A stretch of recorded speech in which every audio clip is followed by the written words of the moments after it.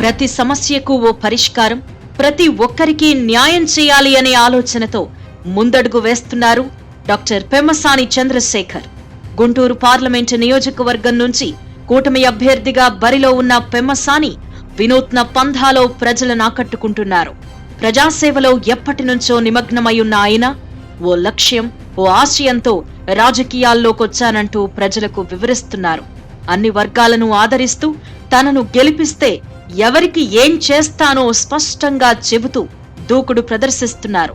పేరు కోసమో డబ్బు కోసమో రాజకీయాలు చేయాల్సిన అవసరం తనకు లేదని, రాజకీయాల్లోకి రాకముందే అవసరమైనంత పేరు, అవసరానికి మించిన డబ్బు తన దగ్గర ఉందని కుండబద్దలు కొట్టినట్టు వెల్లడిస్తున్నారు. ఆయన మాటల్లోని గాంభీర్యం, చేసే పనిలో నిజాయితీ డాక్టర్ పెమ్మసానిని గుంటూరు ప్రజలకు రోజురోజుకు దగ్గర చేస్తున్నాయి.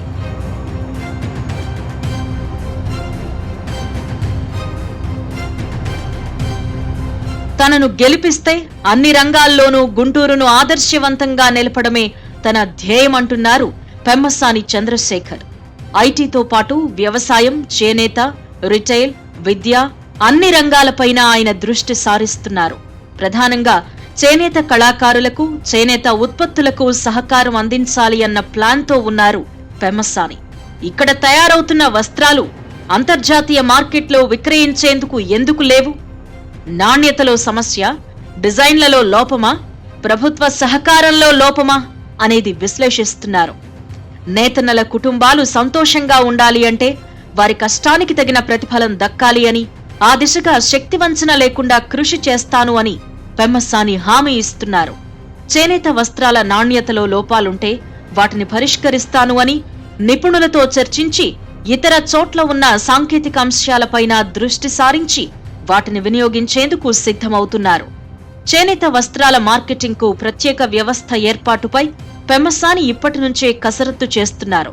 గెలిచిన వెంటనే చేనేత కుటుంబాలకు మేలు చేసే ప్రణాళికను సిద్ధం చేస్తున్నారు. ప్రతి సమస్యను లోతుగా అధ్యయనం చేసి అధికారంలోకి వచ్చిన 2-3 ఏళ్లలోనే సమగ్ర పరిష్కారం చూపుతాను అని భరోసా ఇస్తున్నారు.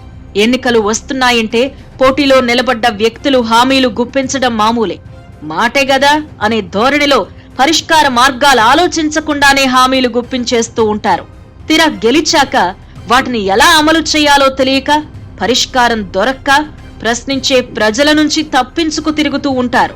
కాలయాపన చేస్తూ పబ్బం గడిపేస్తారు. కానీ పెమ్మసాని చంద్రశేఖర్ అందరికంటే భిన్నంగా ఆలోచిస్తున్నారు.